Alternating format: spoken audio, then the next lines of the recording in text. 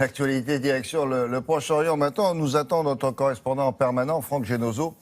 Et on va parler ce matin d'un trésor en danger. Alors c'est la mer Morte, vous le savez, c'est la mer la plus salée du monde et elle disparaît progressivement et de plus en plus rapidement. Hier, il y a eu une course inédite qui a eu lieu pour sensibiliser à cette disparition programmée et pour cette traversée.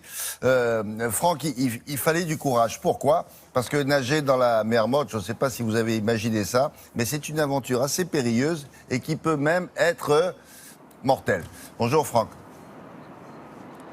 Bonjour William, et oui c'est vrai qu'il est habituellement très fortement déconseillé de nager sur le ventre, en tout cas dans la mer Morte, à cause de sa salinité, sa concentration en sel. Petits exemples, une seule goutte de cette mer très salée dans les yeux peut vous priver de la vue, ou quelques gouttes inhalées, avalées. Si vous buvez la tasse, eh bien cela peut avoir des effets irréversibles sur vos poumons. Alors pourquoi ces nageurs ont-ils eu l'idée folle de braver ce danger ? Eh bien vous l'avez dit, pour sensibiliser l'opinion publique à la disparition programmée de la mer Morte. Alors c'était quand même un bel exploit sportif, William, parce que c'est 17 km de traversée à la nage entre la Jordanie et Israël. Ça n'est pas donné à tout le monde, mais cette course avait surtout une valeur symbolique, nous ont dit les nageurs sur place.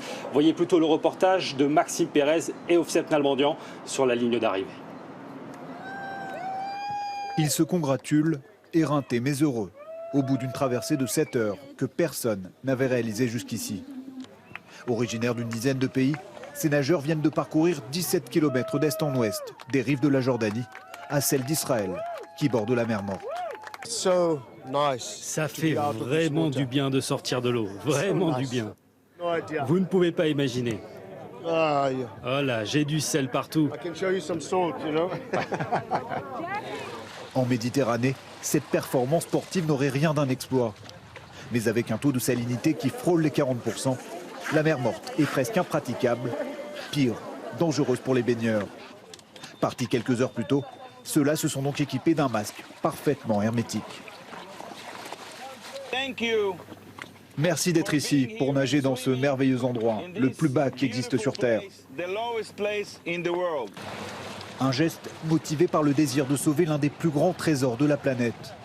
Car depuis un demi-siècle, à 423 mètres sous le niveau de la mer, ces eaux ne cessent de reculer. La mer Morte perdrait chaque année près d'1,20 m de profondeur. Nous lançons un appel pour qu'on arrête de pomper l'eau du Jourdain qui alimente la mer. Nous lançons un appel pour limiter son exploitation industrielle. La mer ne s'évapore pas toute seule. À défaut d'une place dans le prestigieux Guinness des records, ces nageurs plaident pour une mobilisation planétaire, avant qu'il ne soit trop tard. On a risqué nos vies pour une cause très importante. Ce qu'on a voulu faire, c'est attirer l'attention du monde entier sur la mer Morte. La situation de ce lac est critique. Il n'y a pas qu'ici qu'on doit se sentir concerné. Un joyau touristique vital pour la région. Pourtant, si rien n'est fait, ce patrimoine millénaire pourrait totalement disparaître d'ici un siècle.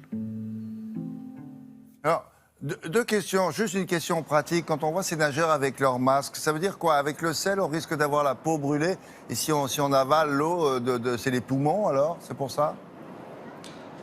Oui, alors c'est pas tellement la peau, effectivement, ce sont plutôt les yeux et les poumons. Alors il faut vraiment prendre garde à ne pas avaler cette eau. Quand vous allez sur une plage de la mer Morte, il y a souvent un maître nageur avec un haut-parleur qui vous donne ses consignes et qui les rappelle toutes les 10 minutes. Ne nagez pas sur le dos, faites attention à ne pas vous éclabousser parce que la moindre petite goutte de cette eau très salée peut être extrêmement dangereuse et notamment pour les enfants, il faut les surveiller en permanence pour pas qu'ils ne fassent de bêtises. Cela dit, bon, elle semble disparaître inexorablement. Il n'y a pas un ingénieur qui a inventé un processus, je ne sais pas, pour inverser cette marche fatale? Alors la solution la plus simple, William, ce serait tout simplement d'arrêter de pomper l'eau du Jourdain. Le Jourdain, vous le savez, c'est cette fameuse rivière qui alimente la mer Morte en amont et qui vient du lac de Tibériade. Ces eaux sont extrêmement prisées, très utilisées par tous les voisins de la région.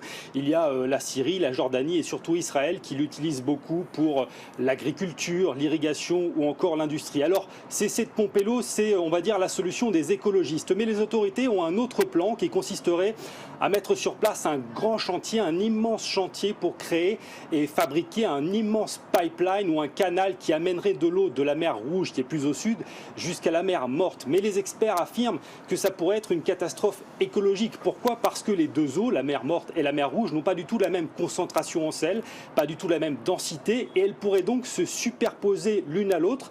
Certains experts estiment même qu'il faudrait pas moins de 30 ans pour que ces deux eaux se mélangent. Alors ça là pourrait avoir un impact très important sur la biosphère. Vous savez qu'il n'y a pas de traces de vie, il n'y a pas de vie dans la mer Morte, mais autour il y a énormément d'espèces animales et notamment des oiseaux. Et puis cela pourrait aussi altérer la délicieuse sensation de baignade quand vous vous glissez dans les eaux de la mer Morte. Merci beaucoup Franck. C'est pour ça d'ailleurs qu'on l'appelle la mer Morte, parce qu'il n'y a pas de vie à l'intérieur. Merci, à bientôt.